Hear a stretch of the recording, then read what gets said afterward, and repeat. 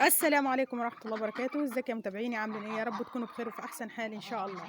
طبعا النهارده روتيني عند الطيور كالعادة يعني، بس انا حبيت اطلعهم كده الصبح الاول يلفوا لفة في البيت، وبعد كده ايه، بعد كده ان هم يبدأوا يعني احط لهم الاكل وكده. طبعا انا مغطية الاكل هنا فوق كده عشان خاطر ايه ما يجوش عندي. بسم الله الرحمن الرحيم.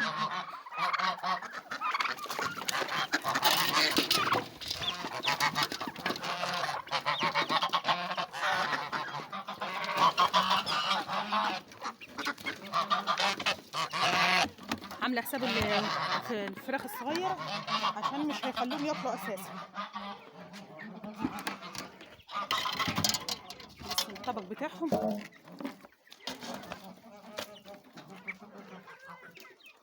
الفراخ الفيومي كده بيتلموا مع بعضهم وياكلوا. طبعا اكيد باقي الفراخ هيجوا معاهم.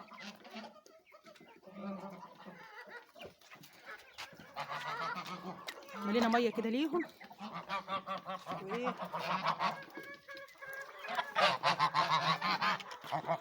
كده حطينا للوز والباقي الطير. هتقولوا له بتفلتي ليه الوز معاهم؟ انا بحط الوز معاهم عشان خاطر ان هم هياكلوا مع بعض، ان هم بياكلوا مع بعض يعني. طبعا لازم اطلعهم في الشمس. شايفين طبعا اليومين دول جو صقع جدا، فانا يعني بنعوضهم بدل الصقع اللي هم بيبقى مع في الليل، يعني بينزل في الليل. بخليهم ان هم ايه يقعدوا النهار كله في الشمس بره، اليوم اللي تطلع فيه شمس. لكن اليوم اللي مش هتطلع فيه شمس مش هنطلعهم بره خالص، اما خليهم في المكان اللي هم فيه وقافله عليهم. طبعا هنيجي مع بعضنا كده نشوف البط.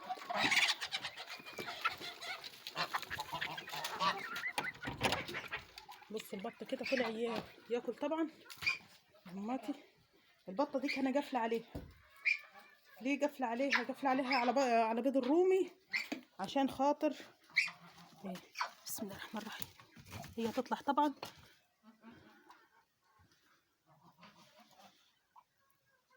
زيحاهم كلهم من تحتيه. استنوا نطلعها كده. طلعناها بره معاهم.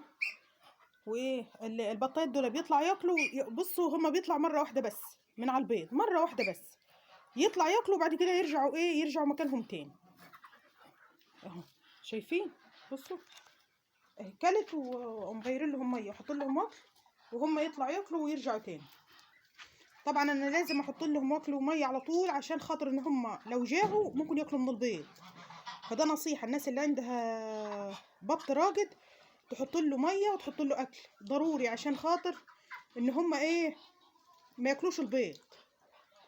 ما هم هيجوعوا هياكلوا البيض طبعا معروف. بس طبعا انت لازم تحط لهم ميه وتحط لهم اكل ايه لوحدي. البطه دي لسه ما رقدتش، فانا قفلت عليها على مدمت ان هي بتقطع ريش وكده، رافضه ضحي بيض الرومي ترقد عليه اصلا. فالحمد لله قدر الله ما شاء فعل.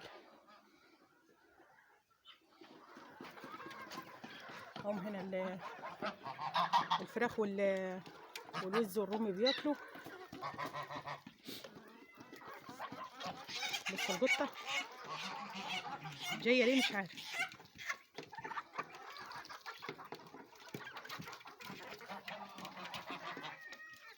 انا لازم اطلعهم في المكان ده يسرحوا كده عشان خاطر الشمس. انتوا عارفين في الشتاء الناس اللي بتقول ان الطيور عندي بتموت في الشتاء، مش ما تستحمل الشتاء. انتوا طبعا مربيين طيوركم في السطح، في ناس كتيره جدا مربيه طيورها على السطح. السطح ده طبعا مفيش تهويه، مفيش شمس ان هم يطلعوا فيها يعني. استنى اطفي الميه.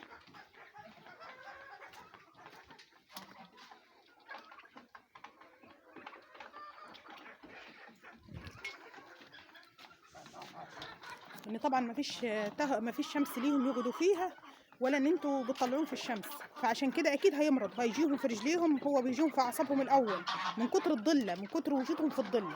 لكن الناس اللي بتربى على السطح فوق وعارفه نفسها ان هي بتطلعهم في الشمس وكده، لا الموضوع تمام. بسم الله ما شاء الله، بسم الله ما شاء الله.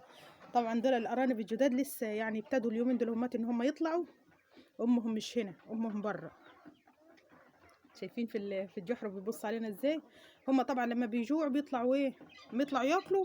وانا بحط لهم الخضره وبدق لهم شويه كسار عيش يعني، اما ادقه لهم ناعم شويه عشان هم يقدروا ياكلوه، اللي هو الارانب دول.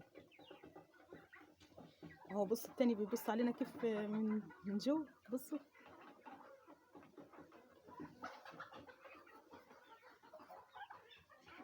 هم من الخوف ما يدخلوا يتدسوا جوه عشان خاطر البسوس يعني والحاجات دي كده.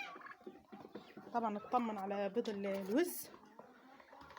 الوز طبعا عندي باض الحمد لله رب العالمين. اهو دي تاني واحده كده. بصوا هما بيخبوهم ازاي، لكن لسه ما فيش وزه تاني فتحت في البيض، لا لسه. طبعا هنكنس المكان ده اخر اليوم، لما اجي ادخلهم اكنس لهم المكان واظبطهم ايه فيه. بصوا الفراخ نفسها والله لو انت ما حطيتلهاش اكل ودخلتيها في مكان فيه شمس بتقعد تجري فيه، والرومي عايز شمس، عايز يشمس، لان لو ما شمستهمش هيجيهم اول حاجه بتتعبهم عيونهم اللي بتتعب الاول، يعني بدايه التعب بتبقى في عيونهم، تحس ان انت مش عارفه ايه اللي عندهم ولا ايه اللي صابهم، فدي مشكله طبعا. فانت لازم تلاحظي الموضوع ده، لازم تحط لهم مكان فيه شمس. لو عندك شباك باتجاه الشمس افتحيه لهم، حط عليه سلك وافتحيه لهم يعني، لان الشمس مفيده جدا للطيور بتخليهم ايه، تخليهم منعوشين كده بدل ما هم كمشانين في نفسهم يعني. بصوا الوز لازم تجهزي له ميه، تحطي له ميه يشطف. انتوا عارفين ان دكر الوز مش بيكسر على الوز الا في الميه. ناس كتيره جدا بتقول ان لا ايه دكر الوز ليه بيكسر في الميه، لا ده دكر مش كويس. لا يا حبيبتي، ده هو كده، هو الوز مش بيكسر الا في الميه، لازم يكون في ميه يشطف فيها وهو يكسر على الوز. احنا عندنا دكر الوز بيبقى زي مقوي على الوزه اللي بتدحي الاول، يعني اللي بتبيض الاول، اما يبقى زي عليها قوي. ولو حد من عيالي الصغيرين جو ناحيتهم يعني، اما يجروا وراهم ويعضوا. شفتوا الفراخ بالرغم من الاكل حطاه لهم، بس هم كده اهو. خلي بالكم من اللي بيجوا عليا دايما الذكور النتي بيخافوا عشان ما يجوا ناحيتي يعني. اهو شايفين الوز، انا بجيبكم من قرب وانا قريب عليه. هو دكر الوز كده، لا الوز لازم تملي له ميه وان هو يشطف فيها. طبعا الناس اللي عندها سطح وخايفه المكان يغرق وكده حاولوا تحطوا لهم في حته تكون يشطفوا فيها، لان في ناس كتير جدا بعتت لي رسائل وبتقول لي انا البيض عندي بيطلع فاضي.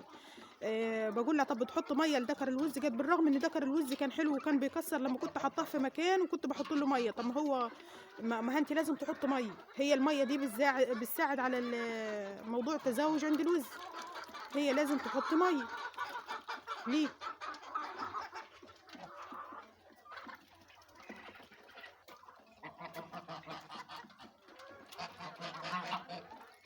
في ناس كتيرة جدا بتقول احنا لما عندنا السطح في بيتنا سطح، لما مربيين طيورنا في شقق او في السطح وكده بيتعبوا مننا وبيموتوا. طب ما هم بيموتوا من قلة الشمس، فانت لازم تحطيهم في شمس وان هم لازم يشوفوه، او حاولي تدفي لهم لمكان بالليل.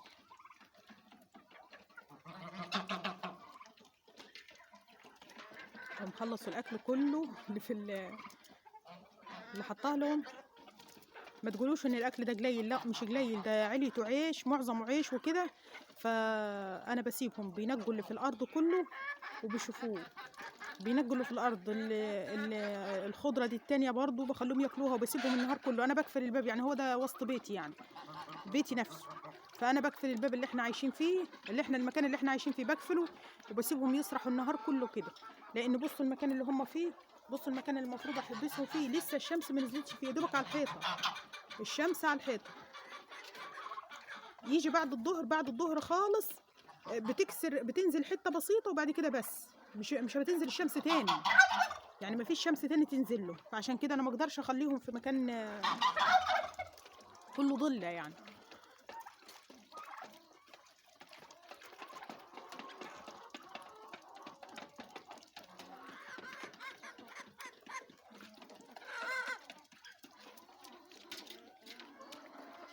الناس اللي بتقول بتعرف ازاي الوزه جربت تبيض، بتبقى المحاره بتاعتها نازله، المحاره اللي هي الصفرة بتاعتها طيب من تحت كده بتبقى نازله زي الوزه اللي بتشرب دي كده، لو حد ملاحظها دي كده ان هي جربت تبيض. يا رب يكون الفيديو نال اعجابكم. ما تنسونيش في اللايك والاشتراك في القناه وتفعيل زر الجرس، والناس اللي ما اشتركتش وداخل عندي جديد تشرفني انك تشرفيني انك تشتركي ودوسوا لايك.